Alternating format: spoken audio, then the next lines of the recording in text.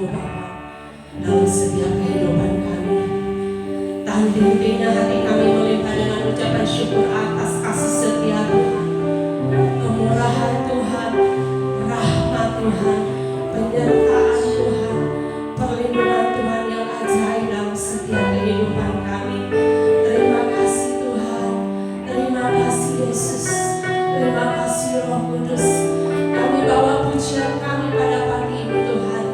Kami mau katakan Tuhan, kami mau memuji Engkau, kami mau menyembah Engkau, kami mau memuliakan Engkau, kami mau meninggikan Engkau Tuhan. Raja di atas segala raja, Raja yang kekal, Raja yang kudus. Glory bagi-Mu Yesus. Haleluya, haleluya, haleluya Yesus. Terima kasih Tuhan.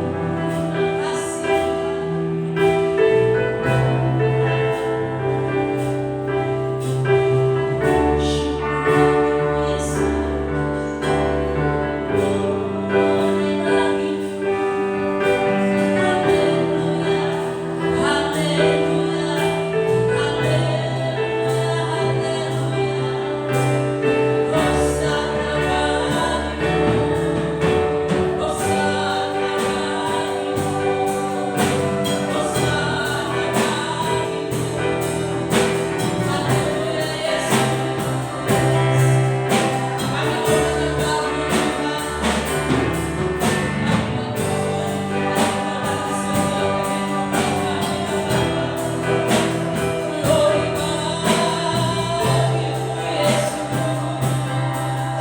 Haleluya, haleluya,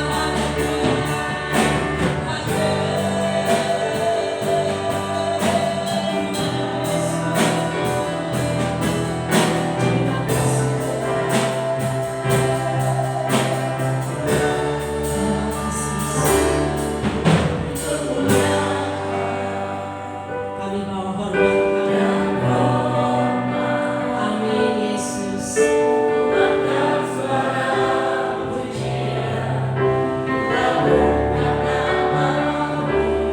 Beri kemuliaan dan hormat. Ku angkat suara pujian, ku agungkan nama-Mu sebab Kau besar, perbuatan-Mu ajaib, tiada seperti Engkau,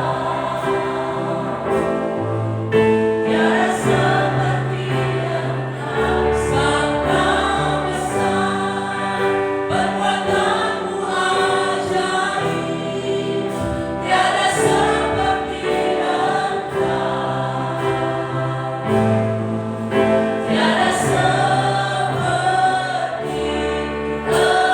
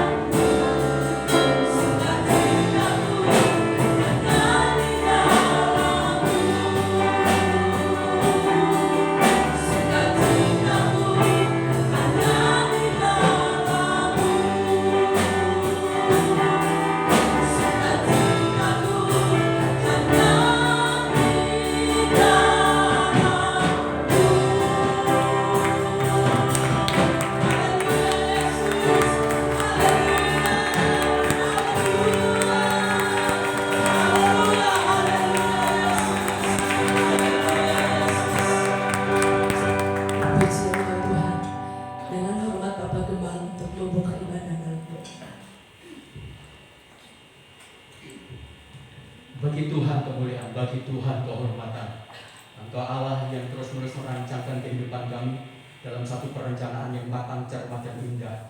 Maka ketika Engkau merancangkan, Engkau tidak pernah tinggalkan, Engkau mendampingi, Engkau menyertai, bahkan Engkau menyuplai dirimu sendiri bagi setiap kebutuhan dan keperluan kami.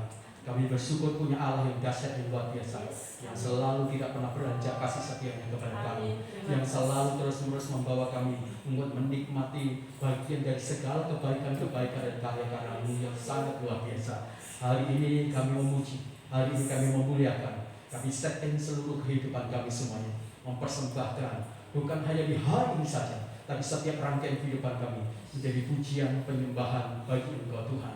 Kami mementeraikan ibadah ini dalam pengurapan Allah Roh Kudus. Kami mementeraikan ibadah ini demi nama Allah Bapa, Allah Anak, di dalam nama Kristus Yesus Tuhan kami. Haleluya. Amin.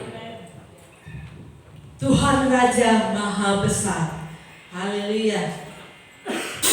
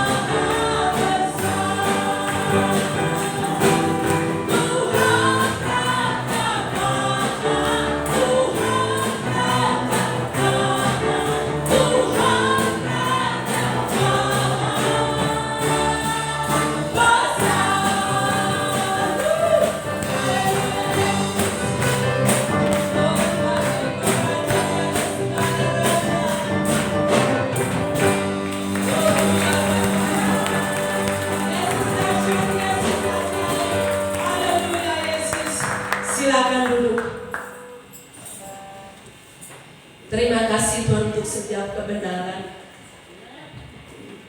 yang boleh kami dengar pagi ini. Kami siapkan setiap kami Bapa untuk mendengar firman. Berkati kami dengan kebenaran.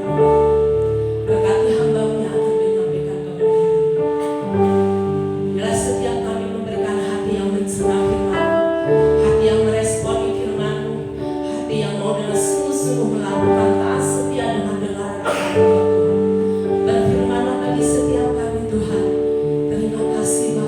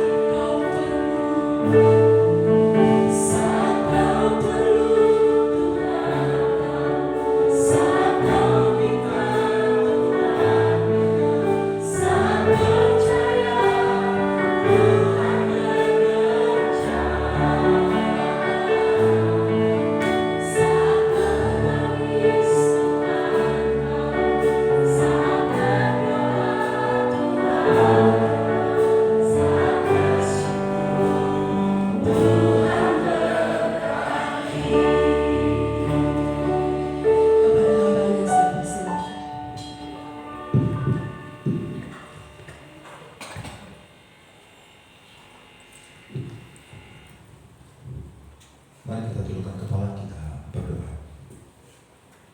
Kami bersyukur memiliki Tuhan seperti Engkau. Engkau yang paling tahu setiap keperluan dan kebutuhan kami. Engkau yang akan membuka pintu bagi kami senantiasa mengetuk, ya Tuhan. Engkau Allah yang tidak pernah meninggalkan kami sendirian. Apapun situasi dan musim hidup kami hari-hari ini, kami percaya semua akan baik dan indah pada waktunya. Berkati pembacaan firman Tuhan kami pada pagi hari ini Tuhan. Demi Allah yang hidup Tuhan kami Yesus Kristus. Haleluya. Amin. Ya, shalom saudara yang dikasih Tuhan. Iya, puji Tuhan saudara kalau hari ini kita masih bisa diberikan kesempatan untuk bersekutu, untuk beribadah, memuji memuliakan nama Tuhan. Terlebih kita ada kesempatan untuk mendengarkan kebenaran firman Tuhan. Amin. Tuhan Yesus itu baik saudara. Beberapa hari yang lalu saudara ketika saya mempersiapkan firman Tuhan, saya berdoa, saya tanya sama Tuhan, Tuhan mau ngomong apa minggu ini bagi jemaat Tuhan? Tuhan, apa yang harus saya khotbahkan? Ketika saya nyanyi, saya puji dan nyembah Tuhan, Tuhan bawa saya ke satu lagu yang liriknya saat tiada jalan. Saat tiada jalan, sudah tahu lagu itu ya? Tuhan bawa saya ke lagu itu. Dan entah kenapa sampai beberapa hari berikutnya pun saya senang banget nyanyi lagu itu. Sepertinya ada sesuatu yang kuat banget yang saya rasain tentang pujian ini. Lalu saya teringat Tuhan bahwa saya untuk mengingat salah satu tokoh di dalam Alkitab bernama Bartimius. Nah, khotbah saya pada pagi hari ini, saudara, itu judulnya Saat Tiada Jalan. Sesuai lagu yang Tuhan taruh di hati saya beberapa hari ini. Nggak tahu kenapa, saudara. Saya nggak tahu hari ini siapa yang bakal datang ke gereja. Saya nggak tahu pergumulan apa yang hari-hari ini saudara sedang alami. Tapi saya percaya ketika Tuhan taruh begitu kuat di hati saya, saudara akan diberkati pada pagi hari ini. Amin. Tema saya atau tema judul saya pada pagi hari ini adalah saat tiada jalan, saudara. Apa sih saat tiada jalan itu, saudara? Saat tiada jalan itu artinya sudah mentok, sudah nggak ada lagi jalan, sudah buntu. Keadaan situasi itu seakan-akan semua pintu sudah tertutup, nggak ada jalan lagi. Keadaan situasi dan kondisi yang mungkin hari-hari saudara alami itu nggak bisa diperbaiki lagi. Mungkin situasi keluargamu, mungkin situasi hubunganmu antar suami dan istri, usahamu, pekerjaanmu hari-hari ini. Saudara merasa semua sudah tertutup. Ada dari antara saudara yang hari-hari ini merasa bahwa kok jalan saya sudah tertutup ya? Kok saya sepertinya menemukan jalan buntu ya? Saya sudah berusaha sedemikian rupa, saya sudah jalani sedemikian rupa, kok sepertinya pintu tertutup dan jalan buntu. Kalau hari ini saudara sedang mengalami itu, Tuhan akan berbicara kepada saudara pada pagi hari ini secara pribadi. Jadi hari ini kita akan belajar dari salah satu tokoh di dalam Alkitab yang namanya jarang disebut.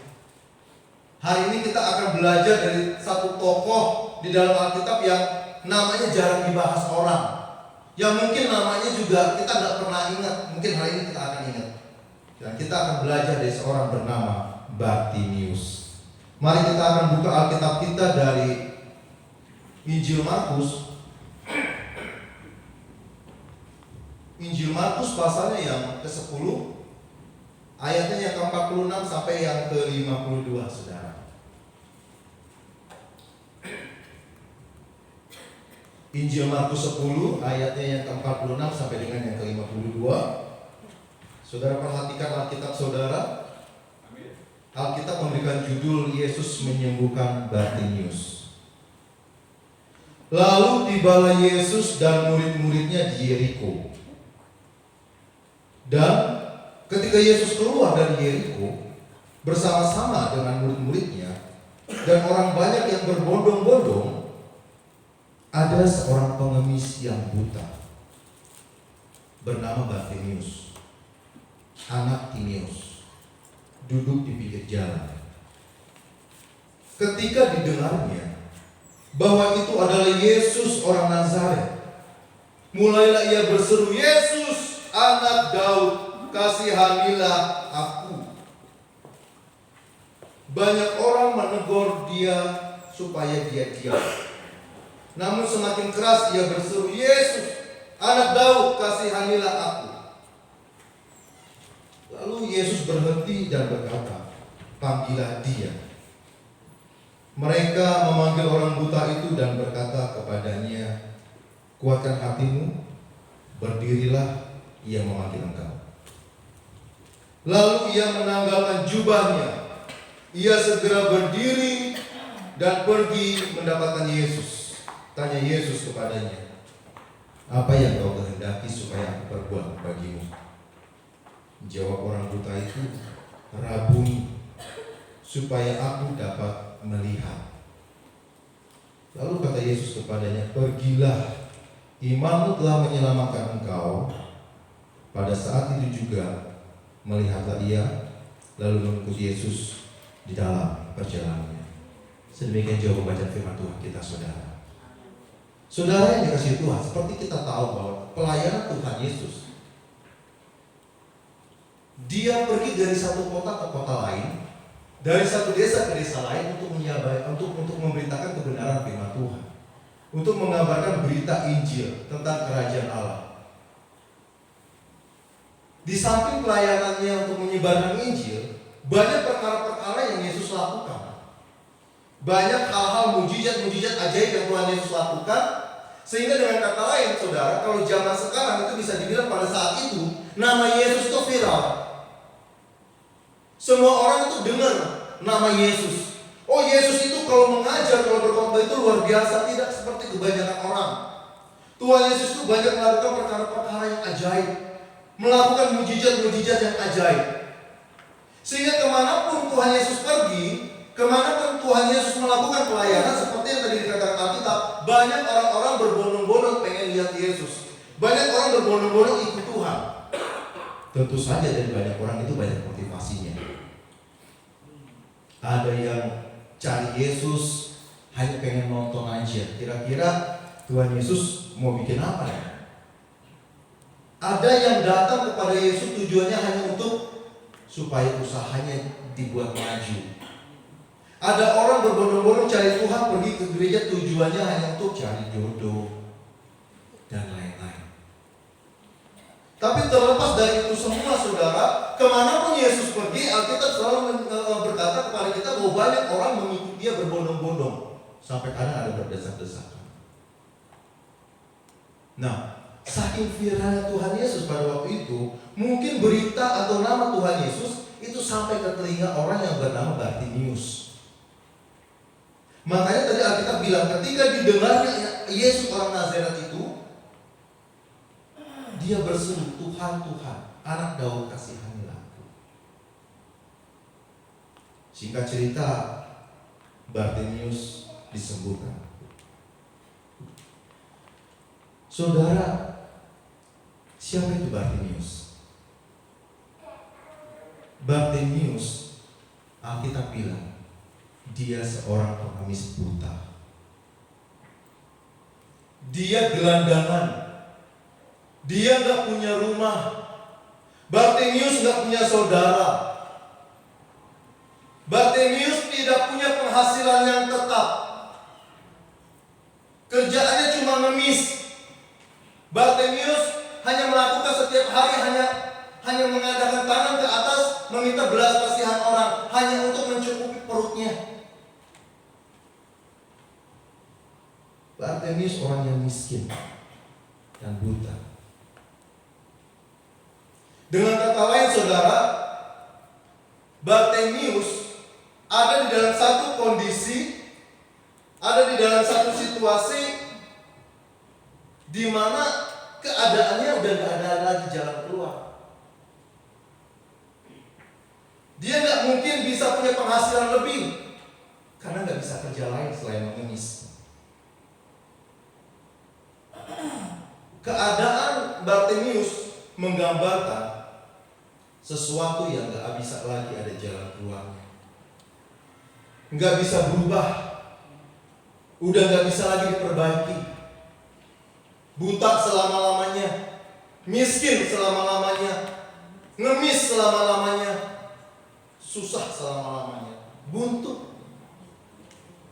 Makanya saya mencatat saudara, Bartimius adalah satu gambaran dari kehidupan ataupun gambaran dari ketidakmampuan untuk mengubah keadaan. Itu yang dialami oleh Bartimius. Bartimius sudah tidak bisa lagi mengubah keadaan dia. Bartimius sudah tidak bisa mengubah kemiskinan dia. Bartimius tidak mungkin bisa mengubah pandangan negatif orang ke dia. Mungkin dia akan berkata, gua akan miskin selama-lamanya. Mungkin gua akan ngemis selama-lamanya. Dan orang akan berpikir negatif selama-lamanya tentang saya. Dan semua itu diakibatkan oleh kebutaannya. Andai saja dia tidak buta, mungkin dia bisa kerja yang lain. Kalau Bartimius nggak buta, dia bisa jadi pegawai toko. Kalau Bartimius nggak buta, dia bisa jadi kuli bangunan. Kalau Bartimius nggak buta, dia bisa kerja apa aja. Dia bisa nyangkul, dia bisa berkebun. Kalau Bartimius nggak buta, saudara, mungkin dia akan pilih kerjaan yang lain. Jadi tukang sapu jalanan, petugas kebersihan, apa saja akan bisa dia lakukan. Kalau dia nggak buta. Kalau dia nggak buta, dia bisa kerjakan banyak hal. Itu artinya mungkin ekonominya bisa berubah lebih baik. Kalau dia nggak buta, artinya orang nggak akan pandang dia sebelah mata. Tapi faktanya apa saudara? Keadaannya itu membuat segalanya menjadi mustahil, hopeless.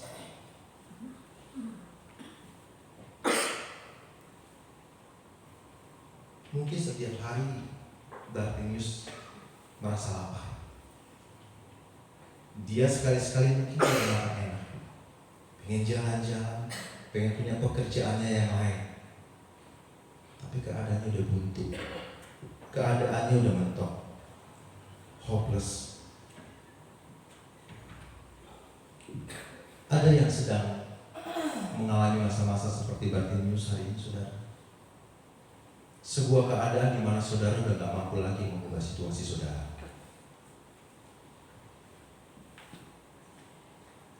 Anda merasa bahwa segala sesuatu udah gak mungkin lagi untuk berubah.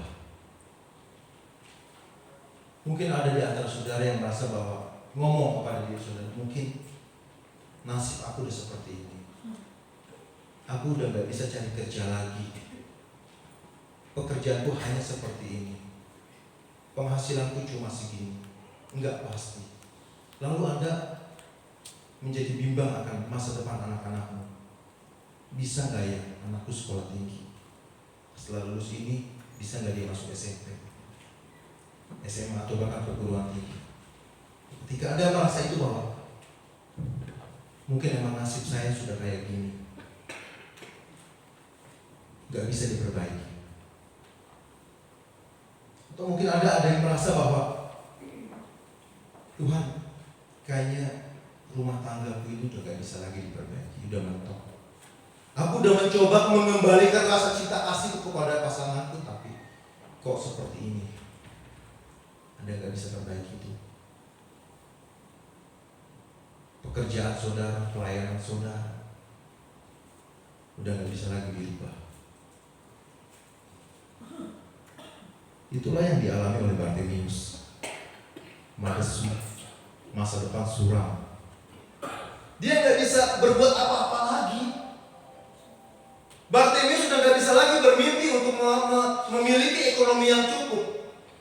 Bartimeus sudah lagi gak bisa punya mimpi untuk bagaimana dia hidup normal seperti orang-orang pada umumnya bisa lihat. Bartimeus mungkin sudah gak punya mimpi lagi akan punya rumah. Mungkin selama-lamanya akan tinggal di emperan dan nangis.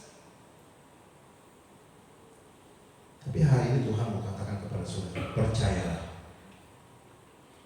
Walaupun pintu seakan-akan tertutup, walaupun keadaanmu seakan-akan sudah lagi gak ada jalan keluar, percayalah.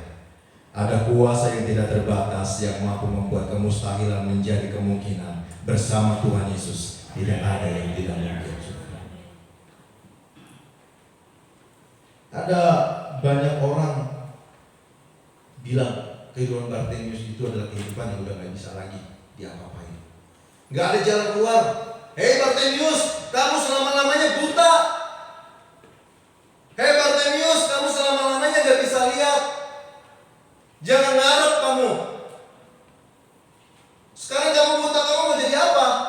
Mau kerja jadi pegawai toko? Jangan pernah mimpi. Hei Bartimeus, kamu itu buta. Kamu gak akan bisa jadi apa-apa. Jadi selama-lamanya ekonomi kamu akan begitu. Hei Bartimeus, selama-lamanya kamu akan nangis. Kamu gak akan punya rumah. Dan kamu akan dihina-hina orang. Kamu gak akan bisa hidup normal. Tapi saudara lihat di cerita tadi saudara. Saat Bartimeus bertemu Yesus, keadaan yang seakan-akan gak ada jalan keluar. Ketika dia bertemu Tuhan Yesus, Tuhan buka jalan yang ajaib bagi Bartimeus saudara. Dan hari ini saya berdoa kepada saudara, saudara akan mengalami hal yang sama. Tuhan akan buka jalan yang ajaib bagi saudara. Amin. Nah, saudara yang dikasihi Tuhan, saya membayangkan keadaan Bartimeus pada saat itu. Yang membuat keadaannya lebih menyakitkan bukan butanya. Keadaan yang menyakitkan bukan keadaan ekonomi dia. Tapi ada dua hal lain yang dialami oleh Bartimeus yang mungkin membuat hatinya itu sesat dan hidupnya itu sesat. Apa itu? Yang pertama, Bartimeus menerima banyak penghakiman dari banyak orang. Karena kita tahu bahwa ada satu penyakit, ada satu keadaan di mana pada zaman itu dianggap sebagai akibat dari dosa, seperti buta, kusta, pendarahan dan lain sebagainya. Kalau saudara lihat di Injil Yohanes, mari kita buka di Yohanes saudara. Injil Yohanes pasalnya yang ke-9.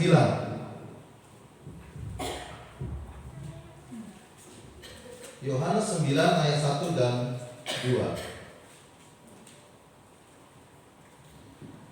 Ini berbicara tentang orang lain saudara, tetapi sama keadaannya buta.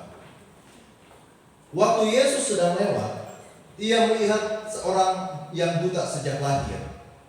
Nah, ayat kedua perhatikan. Murid-muridnya bertanya kepadanya, Rabi, siapakah yang berbuat dosa? Orang ini sendiri atau orang tuanya sehingga ia dilahirkan buta? Jadi buta itu dianggap salah satu akibat dari upah dosa. Jadi kalau ada orang buta, dia langsung dihakimi, ini pasti berdosa ini orang ini. Makanya dia buta. Mungkin dia buta ini karena ini hasil perselingkuhan. Ini anak haram. Pantesan dia buta karena orang tuanya berdosa. Pantes dia buta karena dia buat kesalahan. Pantes dia buta karena dia orang yang berdosa.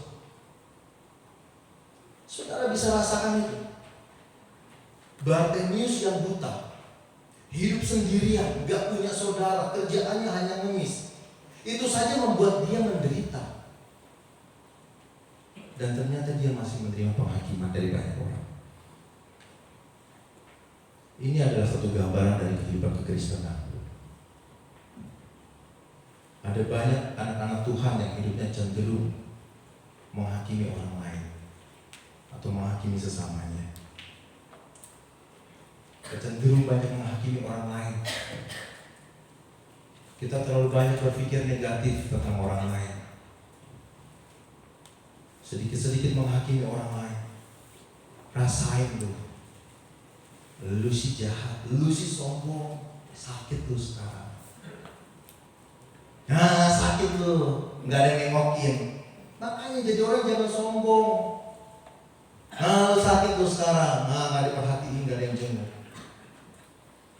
Lu sih kurang bergaul. Lalu banyak menghakimi orang lain. Tapi pesan Tuhan hari ini saudara, saya berdoa, jangan terlalu cepat menghakimi. Karena tidak selalu masalah yang datang kepada orang lain ataupun diri kita itu akibat dosa. Ya, makanya saya mau kasih tahu kepada saudara, bagaimana sih cara supaya kita tidak cepat menghakimi orang.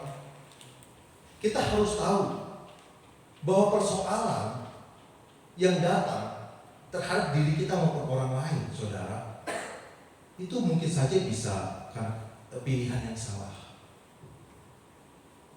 Ya, seringkali kita menghakimi diri kita. Kita menghakimi, emang gua ini bodoh, emang ini gua ini nggak pintar, emang gua ini adalah anak buangan dan lain sebagainya.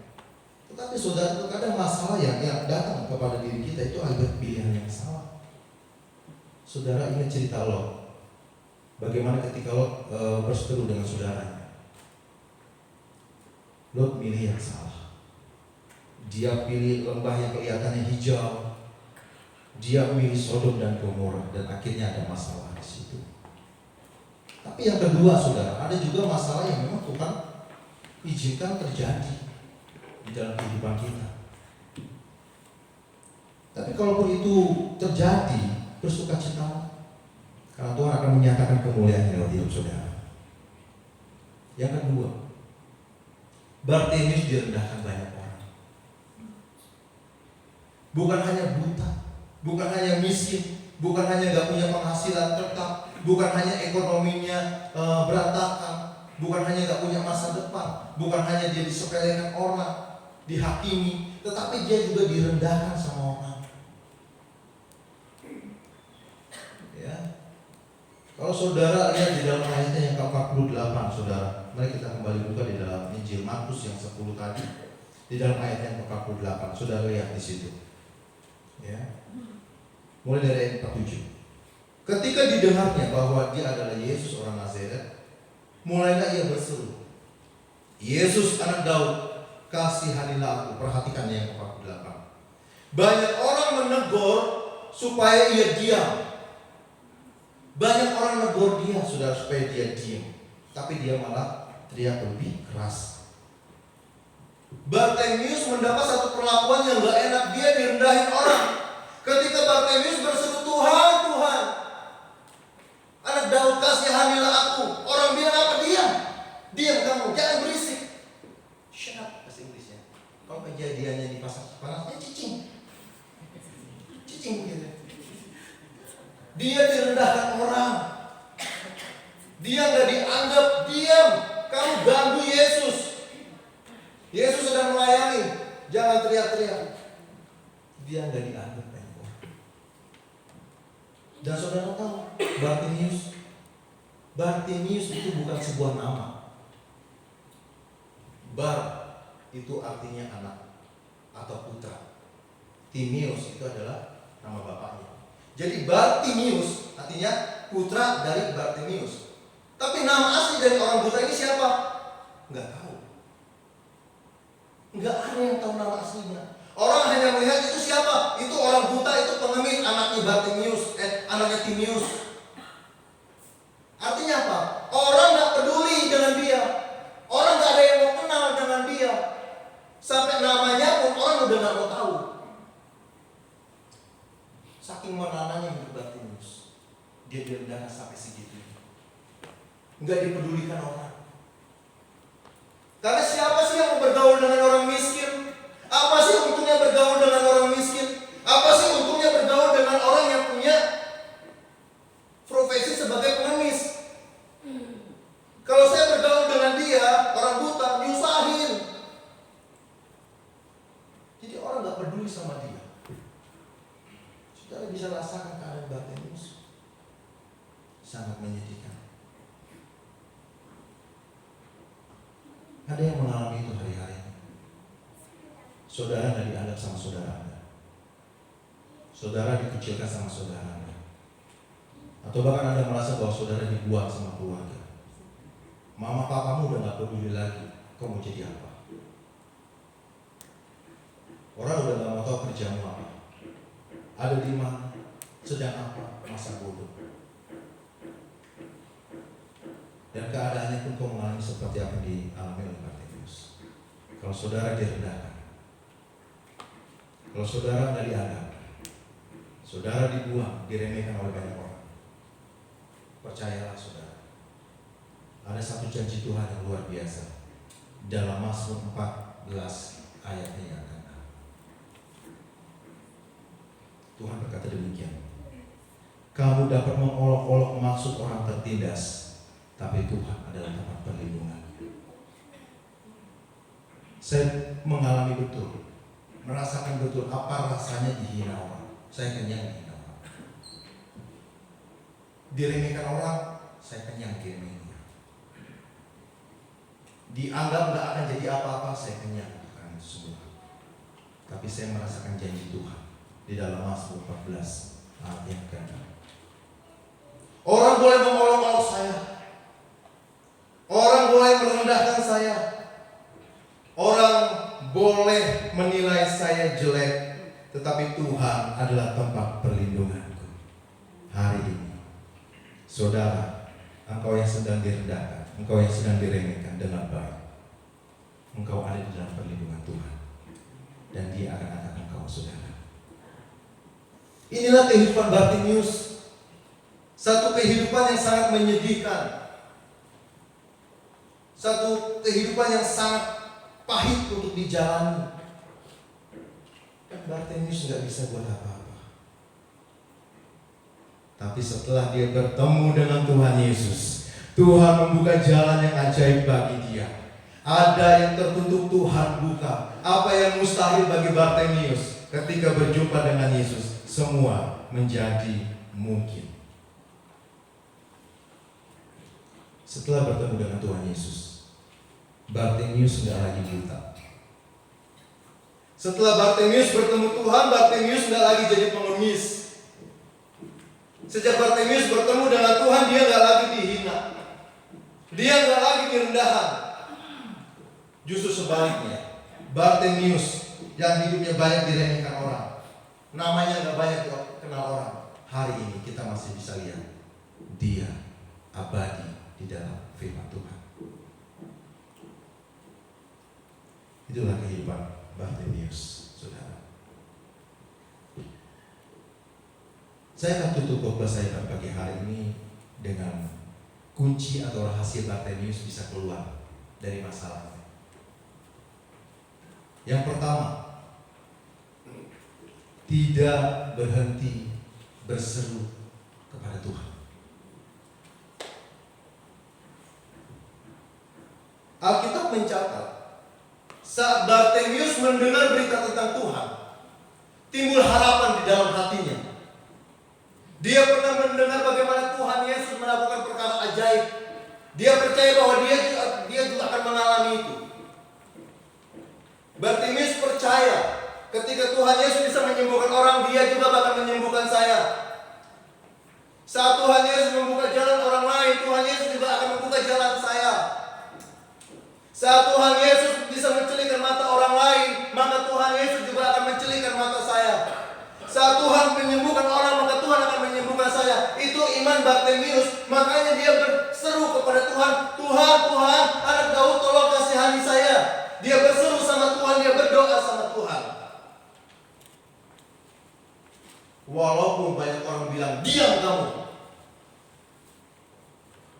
Ketika orang lain bilang kamu diam, jangan berisik, Bartimius justru yang dia lakukan semakin keras dia berseru. Semakin orang bilang diam, dia makin keras berseru. Itu respon Bartimius.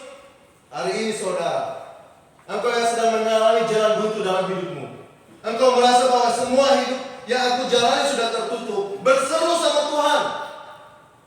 Dan jangan pernah dengar omongan orang lain. Terus ketuk pintu Tuhan. Alkitab bilang ketuklah, maka pintu akan dibukakan. Alkitab memang tidak menjelaskan kepada kita kapan pintu itu dibuka, tapi jangan berhenti, teruslah mengetuk. Karena tepat pada waktunya nanti Tuhan akan buka itu semua buat saudara.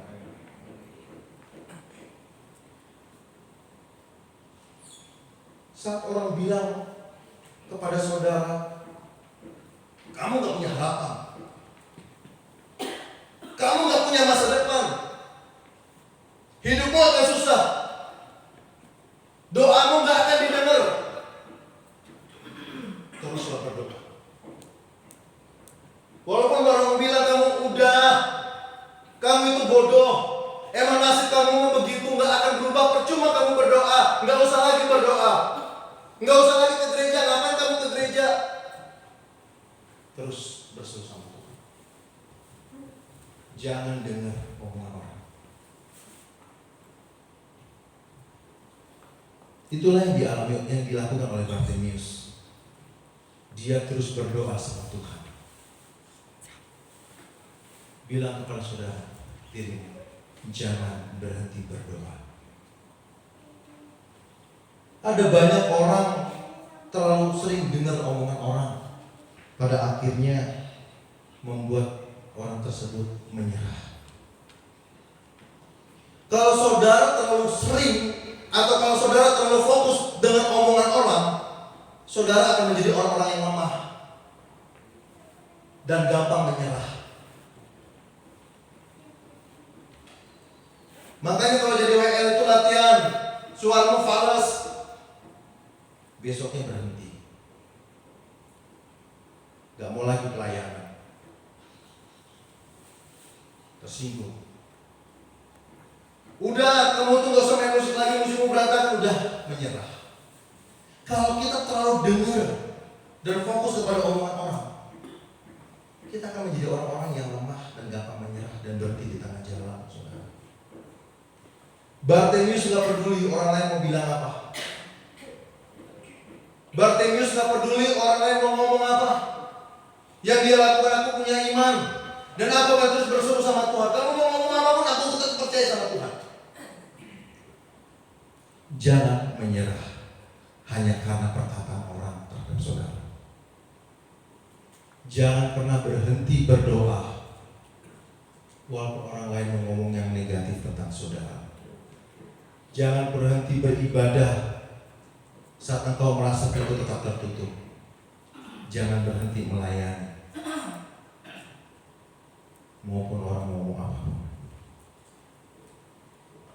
Saudara pernah dengar Kolonel Harlan, pendiri KFC. Sekarang ada berapa gerai? Ribuan, jutaan terjadi di seluruh dunia. Tapi saudara tahu gak? Harlan itu mengalami nasib buruk sejak dia kecil. Umur 7 tahun, Harlan sudah ditinggal mati papahnya. Dan yang harus mencukupi kehidupan, yang harus bekerja, itu mamanya. Harlan harus tinggal di rumah jaga adik-adiknya, harus kasih makan adik-adiknya. Jadi mau gak mau Harlan di rumah tuh masak untuk adik-adiknya. Kerja A dipecat, kerja B dipecat, kerja C dipecat, enggak sanggup. Keluar dari satu pekerjaan kepada pekerjaannya yang lain. Sejak kecil, remaja, dewasa, saat dia menikah, hidupnya itu susah. Banyak orang memandang Harlan sebelah mata. Tapi saudara tahu, pada usianya yang ke-60 tahun, dia baru memperoleh kesuksesan. Jangan pernah berhenti berharap. Tidak akan pernah terlambat waktunya Tuhan untuk mengangkat saudara.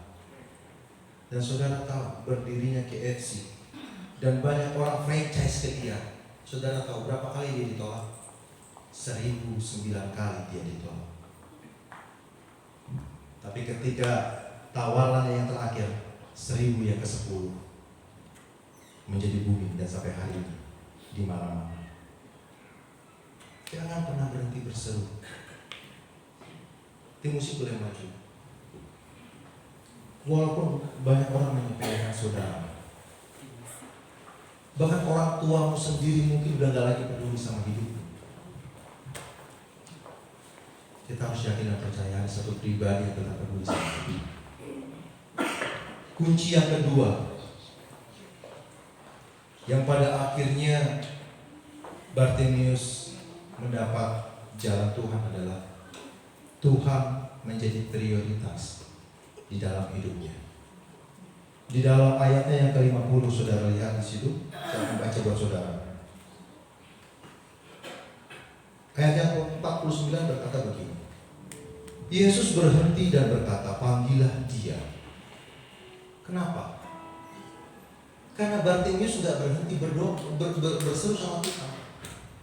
Semakin dilarang, semakin disuruh dia, Bartimeus semakin kencang dia teriak sama Tuhan.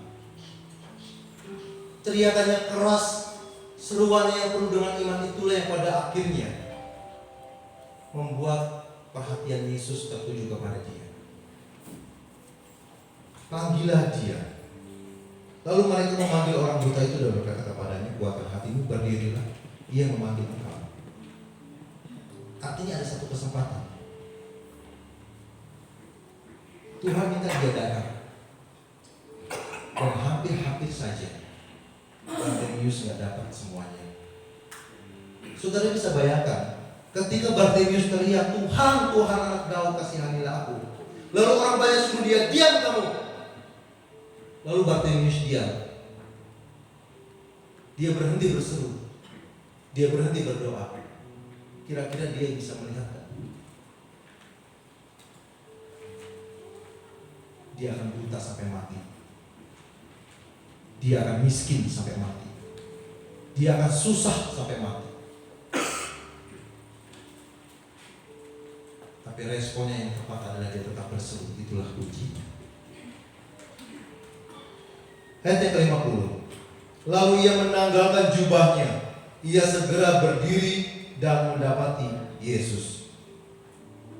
Apa artinya memprioritaskan diri kepada Tuhan? Saat ada kesempatan Tuhan panggil dia tanggalkan jubahnya dan dia cepat-cepat pergi sama Yesus, menjumpai Yesus. Artinya apa? Saudara tahu jubahnya Bartimeus itu satu-satunya harta yang dia punya. Mungkin dia nggak punya baju lagi, mungkin baju itu satu-satu harta dia. Dan jubah Bartimeus itu adalah penghasilan dia. Dia duduk di pinggir jalan, jubah itulah yang dipakai menjadi alas duduk dia. Dengan harapan ketika ada orang yang mau ngasih, dia lemparkan itu di jubahnya, sehingga dia nggak susah cari kemana-mana. Pasti uang yang akan dikasih orang itu sekitar jubahnya. Jubahnya itu satu-satunya kekayaan dia. Jubahnya itu satu-satunya harta dia, sumber ekonomi dia. Tapi ketika ada kesempatan untuk berjumpa dengan Tuhan, dia tanggalkan itu semua. Dia tinggalkan itu semua. Dia tinggalkan milik satu-satunya yang paling berharga dalam hidupnya. Dia tinggalkan itu ekonomi dia tinggalkan semua untuk pergi cari Yesus. Artinya itu satu prioritas hidup yang luar biasa yang dimiliki oleh Bartimeus. Ada berapa banyak hidup kita tidak memprioritaskan Tuhan dalam hidup ini? Tuhan menjadi nomor 2, Tuhan menjadi nomor 3. Prioritas hidup kita adalah usaha kita. Prioritas hidup kita adalah anak kita. Prioritas kita adalah bisnis kita, kedudukan kita, jabatan kita, harta kita, pekerjaan kita. tinggalkan pekerjaanmu, tinggalkan bisnismu lalu ikut Tuhan. Enggak. Alkitab bilang sebagai orang Kristen kita harus rajin, kita harus kerja. Hai pemalas, belajarlah dari sini. Yang tidak bekerja hendaknya jangan makan. Tetapi yang saya maksudkan adalah ketika pekerjaanmu itu mengambil alih posisi Tuhan.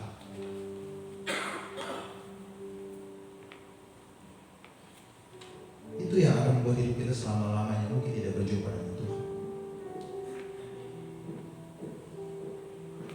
Hari ini kita belajar dari seorang Bartimeus yang mengalami situasi buntu di dalam hidupnya. Tapi semua berubah ketika ada kesempatan berjumpa dengan Tuhan. Dan saya berdoa, Tuhan akan buka jalan bagi saudara. Prioritaskan Tuhan di dalam hidup saudara. Dan jangan pernah berhenti berdoa dan berseru sama Tuhan. Jangan terlalu banyak dengar omongan orang. Orang lain bilang apa terhadap saudara. Jangan itu melemahkan saudara. Apalagi membuat saudara berhenti untuk berdoa, berhenti untuk melayani Tuhan. Mari kita tundukkan kepala kita berdoa. Ada banyak hal yang terjadi dalam kehidupan kamu yang membuat kami menemui jalan buntu dalam hidup kami, Tuhan. Kami mengalami kesusahan hidup dalam hidup kami. Kami merasa hidup kami gak ada jalan keluar. Tidak ada perubahan di dalam ekonomi kami. Tidak ada perubahan di dalam keluarga kami. Tapi kami percaya Tuhan memberikan kesempatan kepada kami untuk berjumpa dengan Engkau. Banyak hal yang terjadi yang melemahkan iman kami. Dan pada pagi hari ini Tuhan, kami mau belajar dari Bartimeus yang tidak pernah berhenti untuk berseru. Apapun yang terjadi di sekitar kami, banyak hal buruk terjadi dalam sekitar kami. Kuatkan hati kami. Jadikan kami orang-orang yang tidak pernah berhenti untuk berseru. Saat tiada jalan, hadapi persoalan,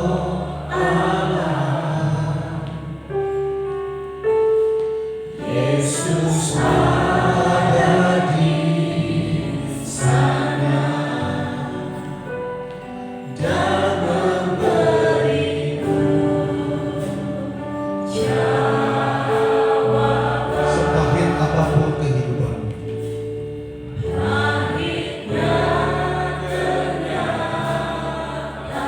supaya engkau merasa kau sesat dalam hidup, supaya engkau memiliki gak sanggup lagi percaya dan yakin bahwa masih ada Tuhan yang akan mengubah setiap kehidupan yang mustahil menjadi kemungkinan. Berseru pada kami.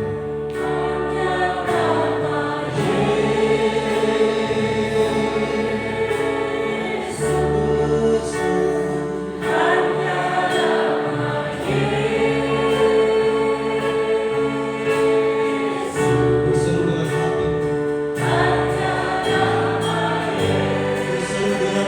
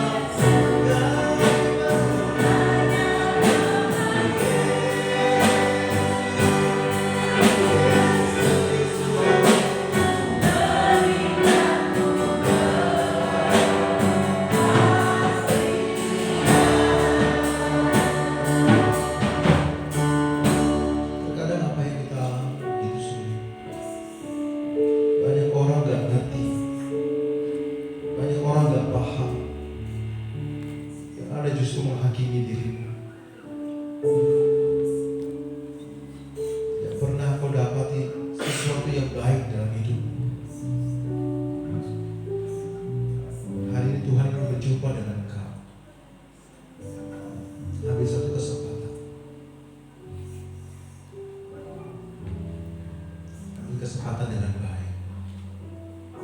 Tuhan itu baik. Tidak akan pernah membiarkan engkau sampai meminta-minta. Masa depan di dalam tangan Tuhan adalah masa depan yang penuh dengan kepastian. Tidak ada alasan untuk kita menyerah. Tidak ada alasan untuk kita lagi berhenti berseru. Hanya nama Yesus yang perlu kita kedepankan dalam hidup ini. Dengan segenap hati, dengan segenap jiwa, dengan iman mengatakan, hanya nama Yesus, hanya nama Yesus. Hanya nama Yesus, hanya Yesus.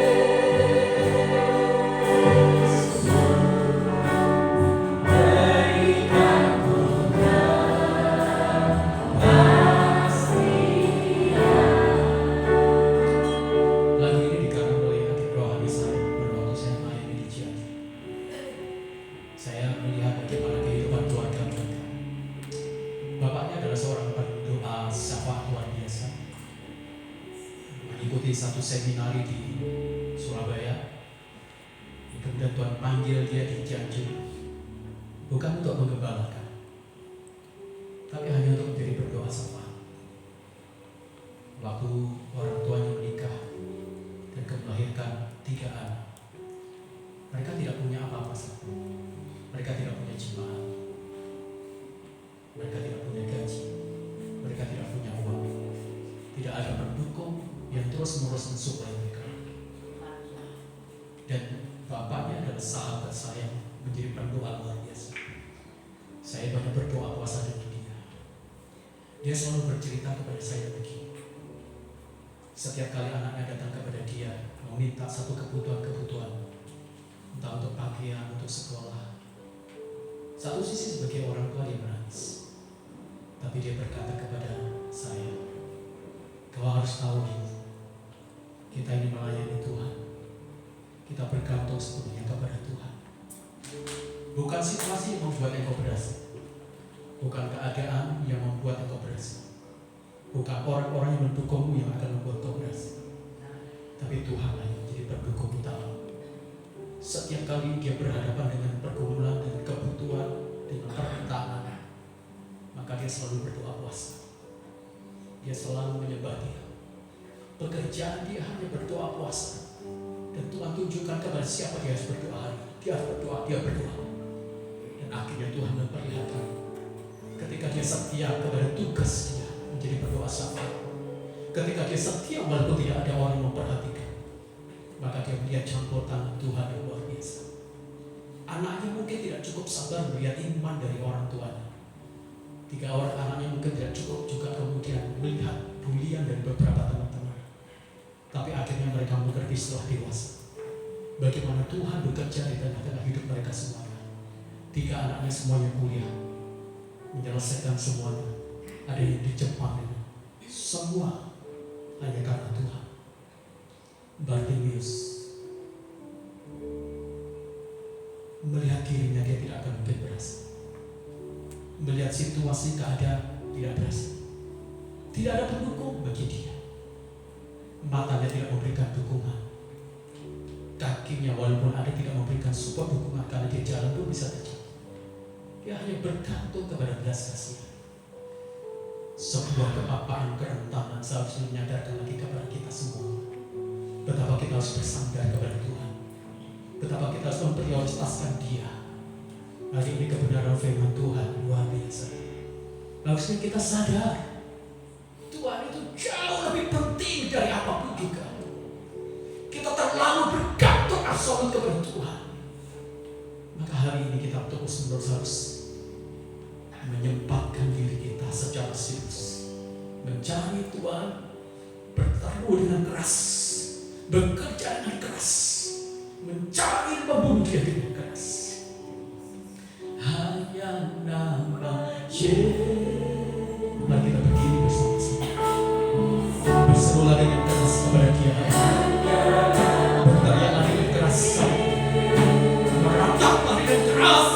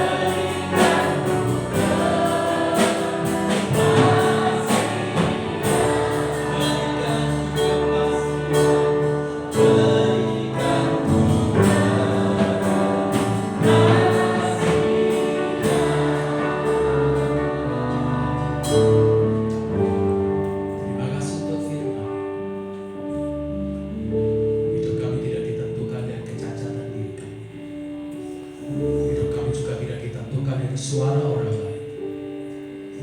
Hidup kami tidak ditentukan dari situasi yang buruk. Hidup kami juga tidak ditentukan dari tempat di mana kami bekerja, walaupun mungkin itu ada di jalan. Hidup kami juga tidak ditentukan dari berapa banyak yang menjadi pengikut hidup kami. Tapi hidup kami ditentukan dari Tuhan Allah kami Yesus. Engkau yang kami cari, Engkau yang kami butuh, Engkau yang kami kejar. Sama seperti Yakub bergumul begitu hebat dengan Tuhan, dan akhirnya dia juga tidak mau melepaskan Tuhan. Seperti itulah batiniah kami, seperti itulah jiwa kami, seperti itulah iman kami, seperti itulah juga kami ini seperti berteriak lantang, berteriak keras, meratap dan berseru menggumuli Tuhan. Tuhan, kami ingin Engkau saja. Tuhan, jiwa dan hati kami ingin memandang Engkau saja. Terima kasih untuk firman yang memberkati kami. Terima kasih untuk firman yang menguatkan kami. Terima kasih untuk firman yang memberikan dasar yang sangat kuat kepada kami, bahwa Engkau-lah tempat pribadi dan semua gerak kami. Maka kami ingin mencari Engkau, maka kami ingin memburu Engkau lebih dari apapun juga. Terima kasih. Kami tidak takut dengan situasi, kami tidak takut dengan keadaan buruk, kami juga tidak takut walaupun mungkin kami tidak punya pendukung. Kami juga tidak takut dengan keberadaan yang melemahkan, karena jika Engkau ada bersama dengan kami, apa yang kami takuti? Karena jika Engkau ada bersama dengan kami, apa yang bisa menggagalkan kami? Karena jika Engkau bersama-sama dengan kami, apa yang bisa menutup berkat yang datang dari Tuhan? Karena jika Engkau bersama-sama dengan kami, apa yang bisa dilakukan oleh orang kepada kami? Semuanya akan mental bersama dengan Engkau, Tuhan. Terima kasih untuk firman yang Engkau berikan pastor itu dengan hikmah, marifat, pengurapan. Waktu dia bekerja, Tuhan memberikan otoritas wewenang keilahian. Dia akan berdiri sebagai seorang karyawan, bukan sebagai orang biasa-biasa, mungkin dalam posisinya biasa, tapi dia berkelas di dalam tutur kata, berkelas dalam nasihat, berkelas dalam bekerjanya. Dia memberi contoh, memberi teladan yang hebat, yang luar biasa. Pengurapan ada pada dia, sehingga orang akan melihat Tuhan di dalam setiap hasil karya dan pekerjaan, dan ketekunan, kesetiaan, kejujuran dan etos kerjanya.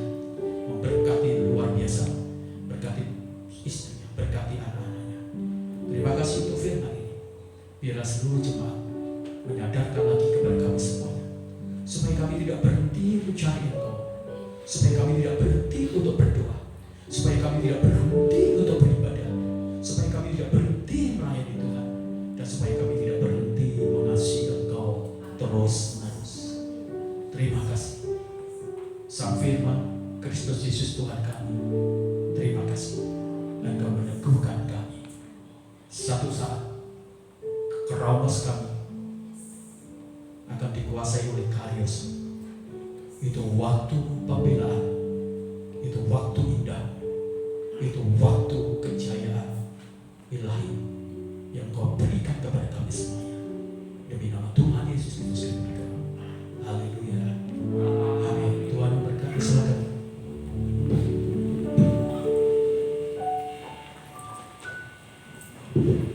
Ya, semua diberkati.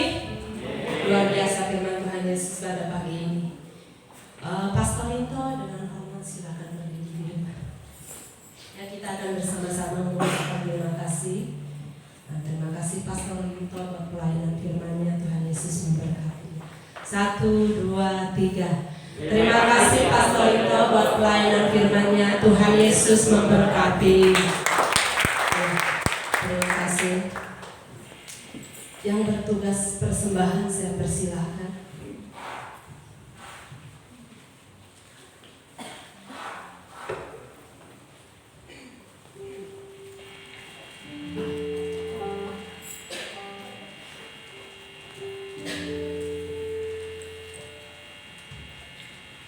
Om Malaikat berdoa dulu, silahkan Om Malaikat.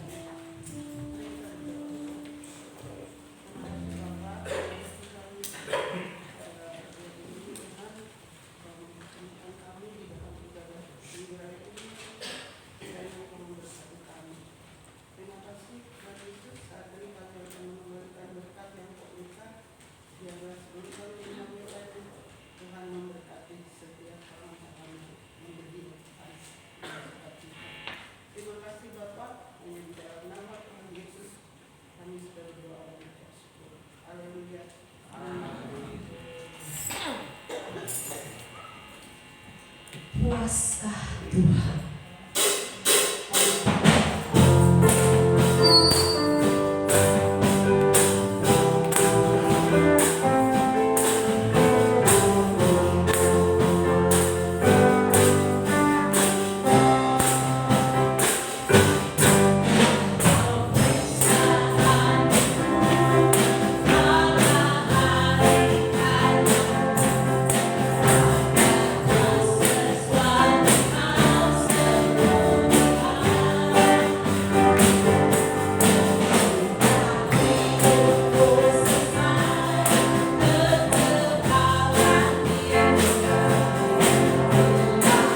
Tuhan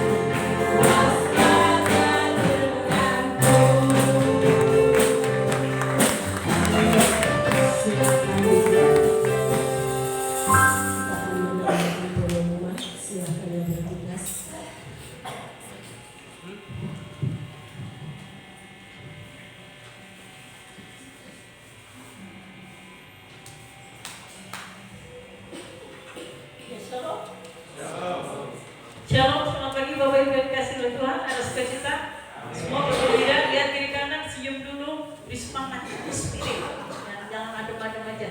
Ya, terima kasih buat Pastor Indo yang menyampaikan firman Tuhan dan buat Bapak Ibu Saudara yang sudah melayani hari ini. Tuhan memberkati pelayanan Bapak Ibu Saudara. Ada yang pertama kali hadir di tempat ini? Boleh bangkit berdiri? Oh iya, boleh bangkit berdiri.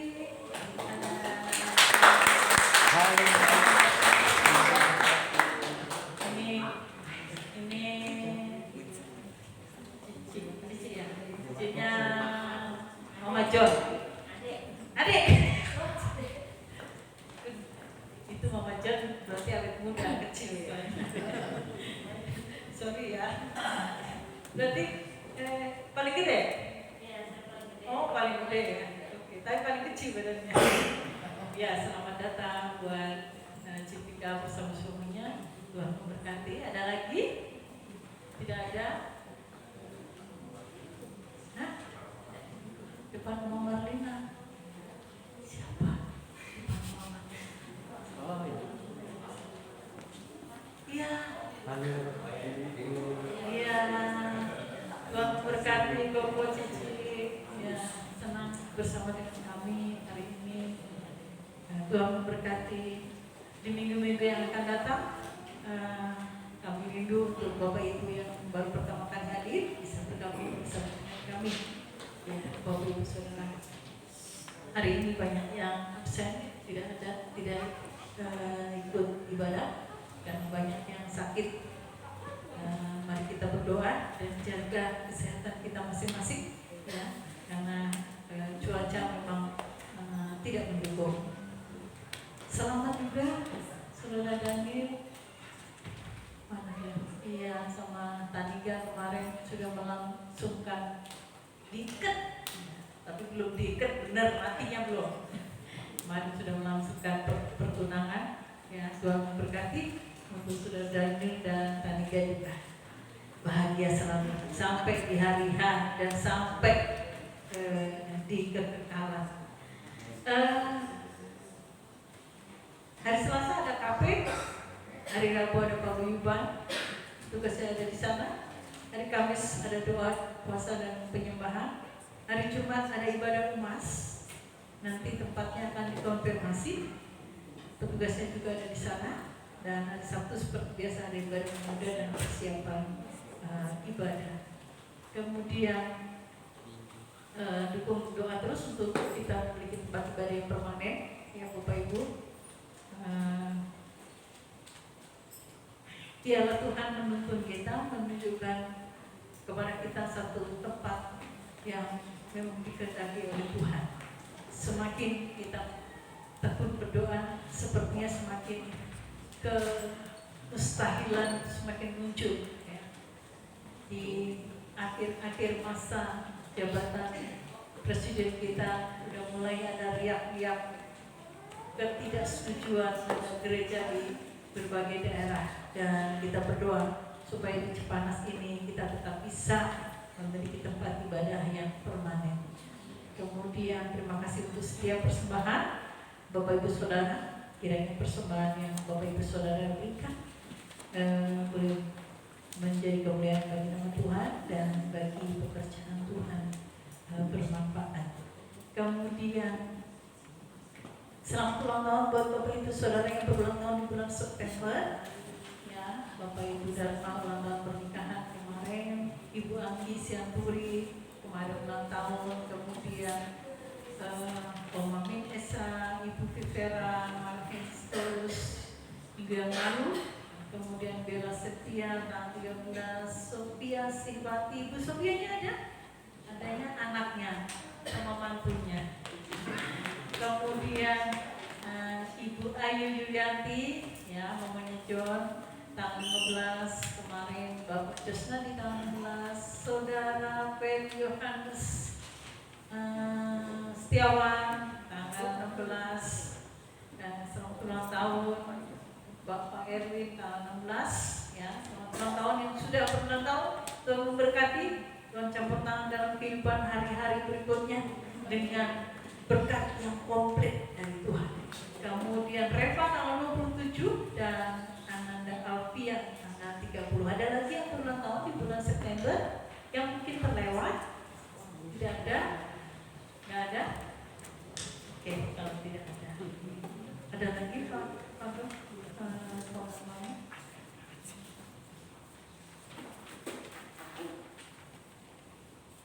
Ya, Natal sudah mendekat. Nanti dari mitra gembala dan timnya mereka akan mempersiapkan dan akan ada rapat Natal. Jadi mereka nanti yang akan bikin panitia Natal secara utuh.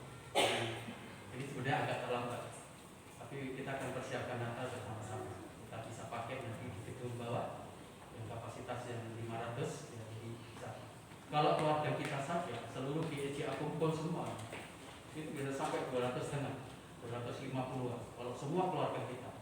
Ini kadang-kadang kan ada yang sakit, ada yang bekerja, jadi nggak bisa. Kumpulnya kita semuanya, itu bisa sampai 250.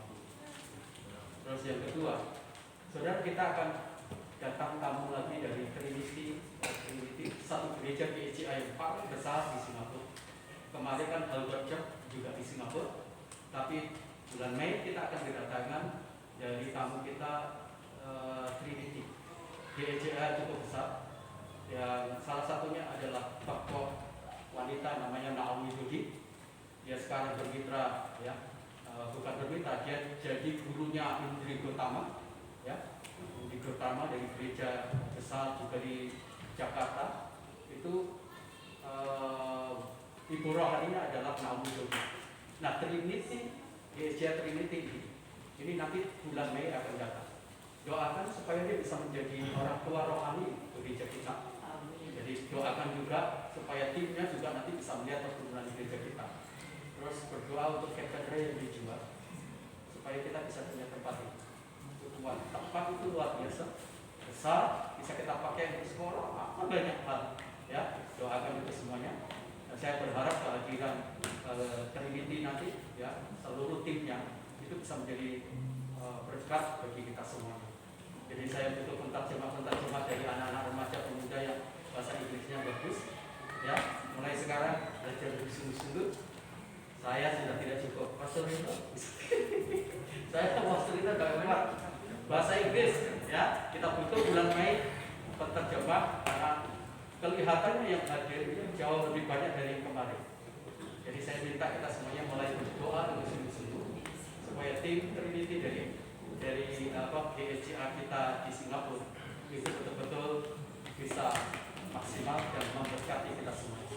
Ya, itu saja tambahan dari saya. Tuhan Yesus memberkati dan berkati. Mari kita tundukkan kepala dan kita berdoa bagi Tuhan Bapa di dalam surga. Kami mengucap syukur karena kami punya Allah yang besar, yang menembus batas dalam segala pergumulan kami, dalam segala kelemahan, dalam segala ketidakberdayaan. Barnabas mampu memperoleh jawaban dari doa-doanya, maka kami yakin dan percaya kami memiliki lebih dari yang dimiliki oleh Barnabas. Kami yakin bahwa kami akan memperoleh jawaban dari doa-doa kami. Kami berdoa menyerahkan untuk kerinduan kami memiliki tempat ibadah yang permanen. Sampai hari ini kami tidak pernah jemu, kami tidak pernah bosan.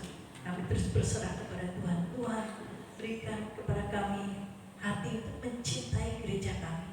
Bukan hanya berdoa, bukan hanya memiliki semangat ibadah, tapi kami juga rela berkorban memberikan persembahan lebih seperti halnya wanita janda yang ada di dalam Alkitab, rela memberikan sepenuh hidupnya untuk pekerjaan Tuhan.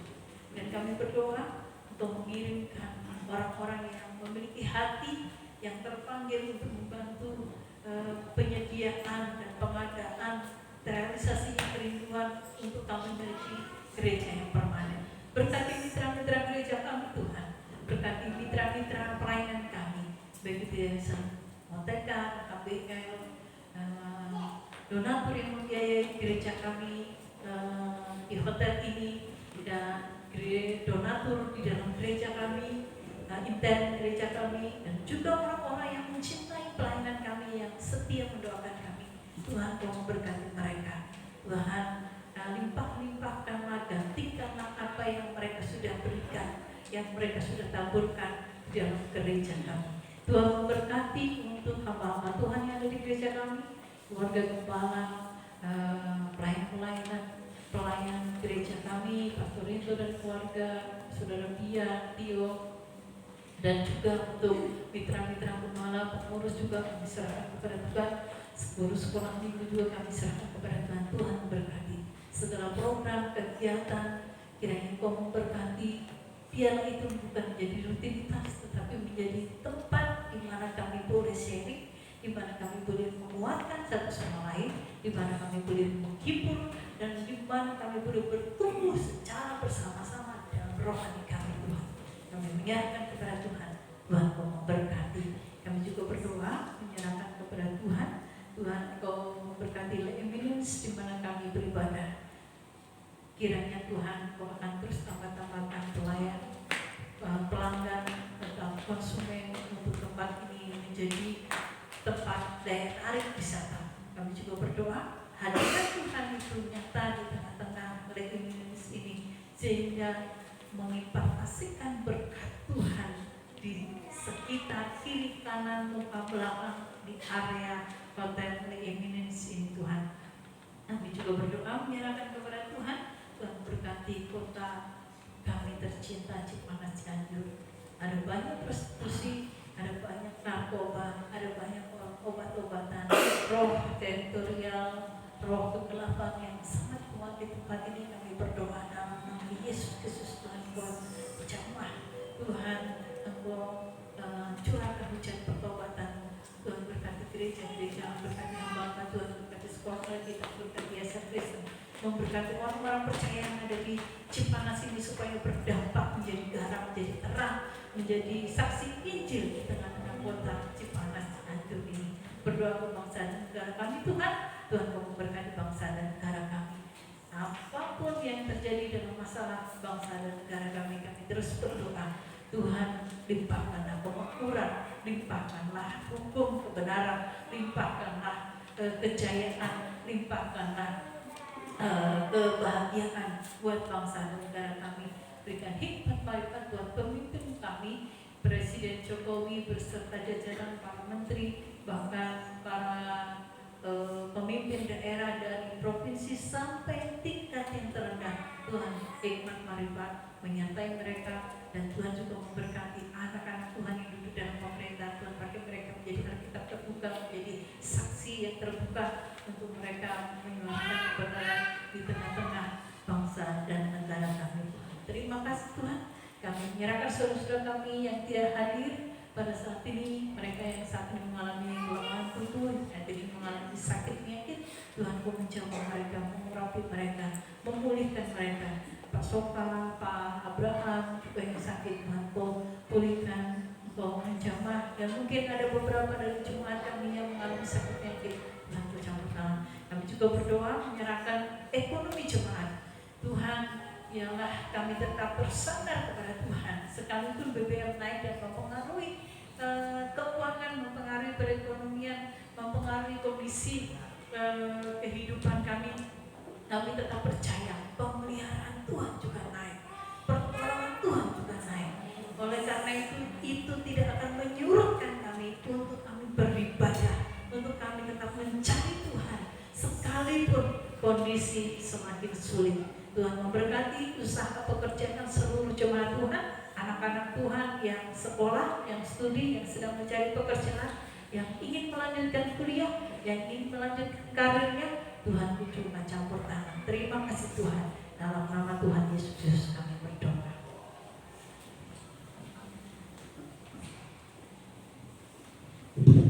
Mari doa kami yang kasih dan Tuhan, kita berdiri bersama-sama. Kami berdoa juga Tuhan untuk keluarga kami yang berulang tahun di bulan September ini. Kasih kabar dari Bapa menyertai mereka, hikmat marifat dan berkat-berkat rohani berkat jasmani tinggal tetap dalam hidup mereka semuanya, sehingga mereka bisa menikmati segala masa depan yang baik yang datang dari Tuhan dalam rencana yang matang dan cermat yang indah itu Tuhan. Akhirnya keluarga yang kasih dan Tuhan, angkatlah kedua tanganmu dan terimalah berkat Tuhan. Kasih sayang dari Allah Bapa kita lewat anaknya Tuhan Yesus Kristus yang telah mati di atas kayu salib, menebus segala dosa dan untuk kita semuanya, dan persekutuan dengan Roh Kudus yang menguduskan kita dari hari ke hari, sehingga kita tidak bercacat celah di hadapannya. Itulah sebabnya Tuhan memberkati keluargamu, Tuhan memberkati suamimu, Tuhan memberkati istrimu, Tuhan memberkati anakmu. Semua orang yang ada di dalam keluargamu diberkati karena Engkau. Tuhan memberkati usahamu. Apa saja yang dikerjakan oleh kedua tanganmu, tangan Tuhan yang menyertainya dan membuatnya menjadi berhasil. Tuhan memberkati masa depanmu dan masa depan keturunanmu. Tuhan memberkati kesehatanmu. Dan luar masukmu engkau hanya bisa menemukan pintu berkat Tuhan saja. Damai sejahtera dari Allah Bapa menyertai kita mulai hari ini sampai fajar Maranatha menjemput kita semuanya. Kita tetap ada dalam kesatuan yang manunggal dengan Bapa, Roh Kudus serta Kristus. Itulah sebabnya pulanglah, bagikan berkat rohani, berkat jasmani kepada orang lain, supaya mereka melihat Yesus yang ada di dalam dirimu menjadi surat Injil Kristus yang terbuka, yang terbaca oleh orang lain. Dan beritakanlah Injil, maka Tuhan akan menyatakan kepadamu tanda-tanda ajaib. Dalam nama Tuhan Yesus Kristus kami berdoa. Haleluya. Amin.